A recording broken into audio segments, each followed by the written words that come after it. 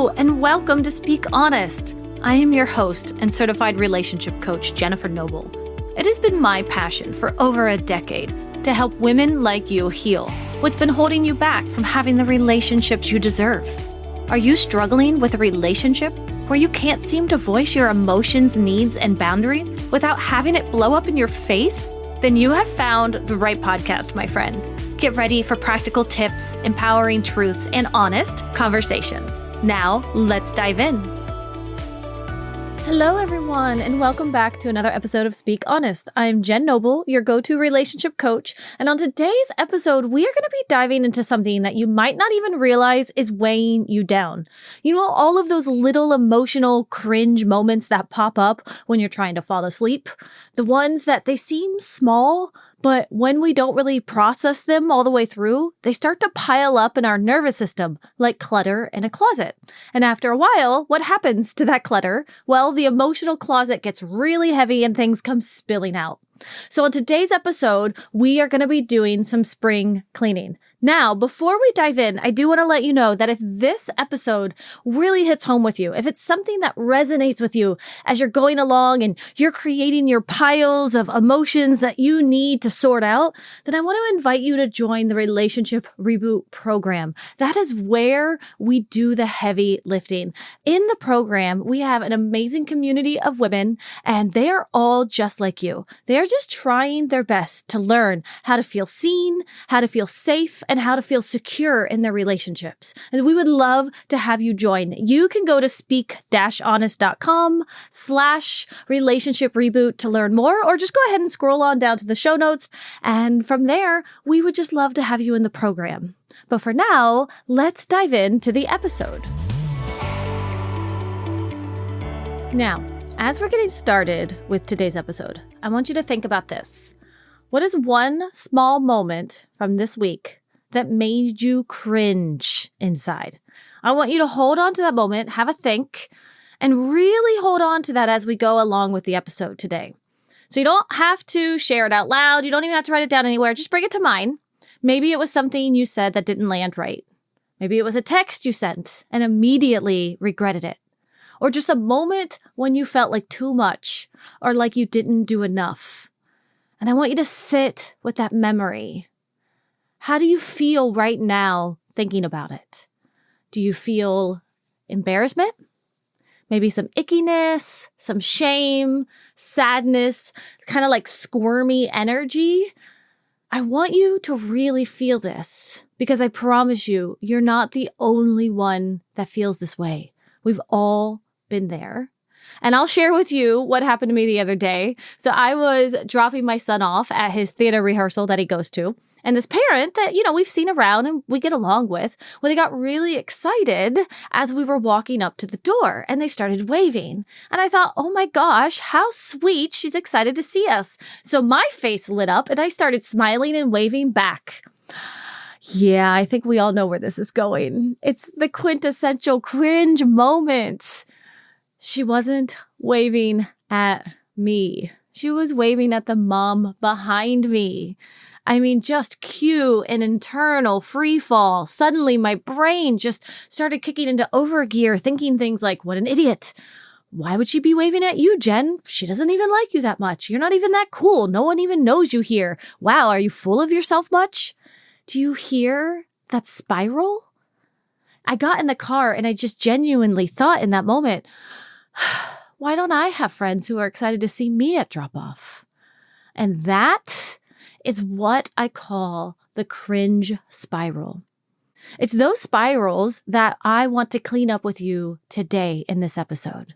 This is all about spring cleaning for your emotional closet. Or, as I like to call it lately, we are going to Marie Kondo our emotions. Now, if for those of you that don't know Marie Kondo, she was very, very popular, probably like in the early 2000s. And what she would do is she'd go into closets and she would clean them out. And what you do is you pick up an item, say like a shirt, and you'd hold it in your hands and you'd say, does this bring me joy? And I want to use that same process for us to clean out our emotional clutter that builds up when we act in ways that we don't particularly like, or when we're carrying shame about something that we did or said. So we're going to walk through 3 steps to clean our emotional closet. Now, step 1 is going to be asking yourself, what did you do or say? So this is just about naming the moment, kind of like how I had you do earlier. It's the moment, the behavior, the choice, whatever it is, even if it's hard to look at, even if you want to push it down, I really want to encourage us to really look at it right now. And then step 2, we're just going to ask the question, why did we do it? This is where we bring in self-compassion and curiosity, not judgment. This step is crucial for finding our innocence. And then lastly, we're going to ask the question, is it working for you? Now, this is how we figure out whether that behavior or habit or action is actually something that's serving you or something that you're ready to shift. So these 3 questions, when done with honesty and kindness, can clear out so much emotional weight inside of ourselves. So let's dive into the first step. And this part is so important, but most of us honestly want to skip it because if you're anything like me, the moment you do something cringe, your brain is like, nope, shove it down, pretend it didn't happen. I don't want to be here. But here's the truth. You can't clean out your emotional closet if you won't open the door. That's what we're doing here. We're starting by just naming the moment. That's all. So think back to that memory you brought up earlier, the one that made you feel embarrassed or small. What exactly did you do or say in that moment? And it doesn't have to be dramatic. It could just be, I said you too to the server when they said enjoy your meal. Or maybe I laughed too loudly at a coworker's joke and now everybody hates my laugh. Or I overshared on a first date. Or I sent 3 texts when I didn't get a reply. Whatever it was, just name it. Just own it. This is the first step in any emotional cleanup because if we don't own it, we carry it and that weight adds up fast. So now I want to talk about what we can do after we find the energy to name it. So the next step that we're going to do here is just asking our question, why did you do it? And I want you to ask this with no judgment, no guilt, no shame. Just, this is very non-judgmental way of asking, okay, well, why did you do it? This is the part that most of us spiral and we start shaming ourselves. Why am I like this? I should have known better. I always mess things up. But the step is not about judging. It's about understanding. It's about finding the feeling that was underneath your behavior in the first place. So for example, let's say you're dating someone and you texted them like 5 times in a row. Maybe you're thinking, I don't know why I did it, Jen. I just panicked.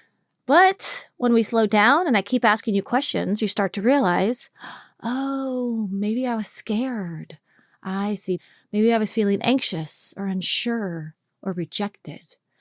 Maybe you thought you were too much or that he wasn't interested in you anymore. Do you see that? See, in that moment, texting was your nervous system's way of reaching for connection, for easing those big feelings. It wasn't about being needy or a problem or just panicking. It was about trying to feel safe. And that's what I mean when I say find your innocence. You weren't crazy. You weren't overreacting. You were just trying to protect yourself in the best way you knew how. And some people hesitate here because they think this part is just making excuses. But honestly, excuses are just explanations that we haven't softened yet. This isn't about justifying bad behavior. It's about showing yourself a little compassion so you can learn from it instead of punishing yourself. So here's what I want you to ask yourself first. What was I feeling in that moment? What was I afraid of? And what was I trying to protect? This step is where we meet our humanity. It's where things start to shift. And now that we've named what happened and explored why we did it, let's get to the last and maybe the most powerful part of the entire cleanup process.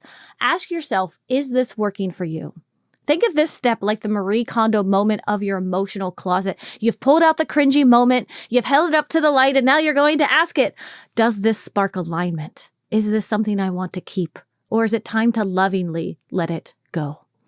So let's say you were the one who sent the 5 texts in a row to someone you were dating and they hadn't responded and your body felt unsettled. So you keep reaching out And then the shame creeps in. Then the spiral. Why did I do this? Why am I like this? So you go back to step 2. You slow it down. You ask yourself, why did I do that? The answer starts to come into focus. I was anxious. I didn't know where I stood. I was afraid of being abandoned. My nervous system needed reassurance. Beautiful. Now, I want you to ask yourself, is this working for you? Maybe you realize, no, not really.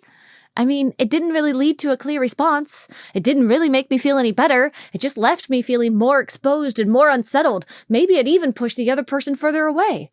And that's the moment to decide, do I want to keep this in my emotional closet or not? See, you're not shaming yourself for doing it. You're not punishing yourself. You're just noticing, hey, this no longer fits. It's not really helping me get what I need.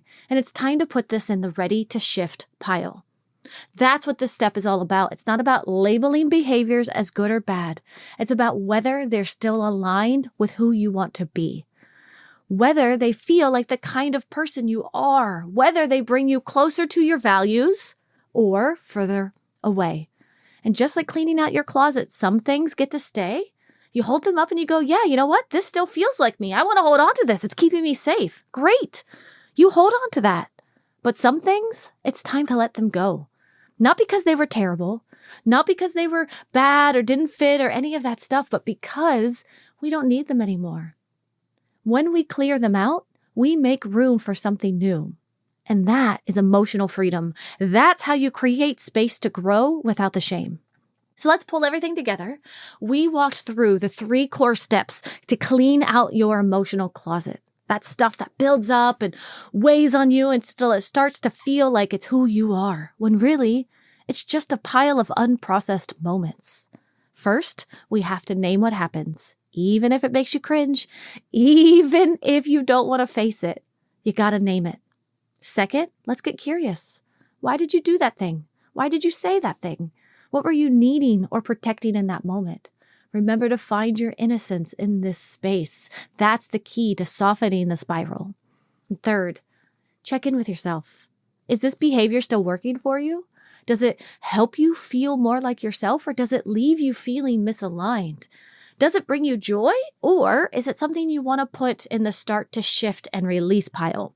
Some things stay, some things go. But either way, you get to choose. And for most of you, walking through this process will be enough. You'll start to feel lighter just by naming and noticing all of this. But if you do go through this and you start collecting a pile of ready to shift behaviors and you're not sure how to actually shift them, then let's chat. That's exactly what we do inside the Relationship Reboot program. We work through these patterns, not just to stop the behavior, but to heal the root underneath it. So you're not constantly managing emotional fallout. You're building emotional alignment. It's not about being perfect. It's about becoming more you. And if you want to learn more about the Relationship Reboot program, go ahead and scroll on down to the show notes and you can click on the link down there to find out everything it is you need to know.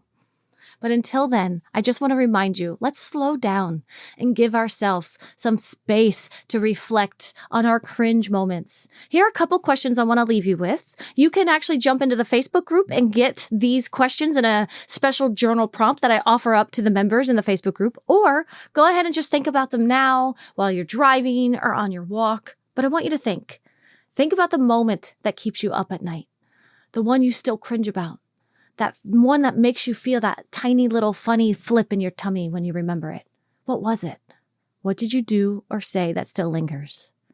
Next, ask yourself, what was the behavior trying to protect or express? Were you reaching for connection? Trying to feel safe? This is your why. This is where you meet your inner world with kindness instead of criticism. And lastly, is this something you want to keep or gently shift? Does it feel aligned? Do you like who you are when you act this way? Or is it something that no longer fits the version of who you're becoming?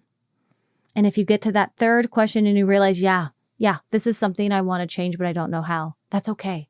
because that's what we do inside the Relationship Reboot program. We go deeper into the root of those reactions. We find the patterns underneath them, and we work together as a community to create new ones that actually feel good in your body and in your relationships. But for now, take your time. You don't have to rush the answers. You just have to start by being honest. That's always where the real change begins. I will speak to you all next week. Take care. As we wrap up today's conversation, always remember that healing is a journey, not a destination. And it is an honor to be a part of your healing journey. If you want to dig deeper into the topics we covered today, be sure to head over to our show notes where you can find all of the valuable information mentioned in today's episode right there. And please remember to rate, review, and subscribe if you enjoyed today's podcast. Your feedback means the world to us and helps others discover our podcast. Until next time, remember to speak up and speak honest.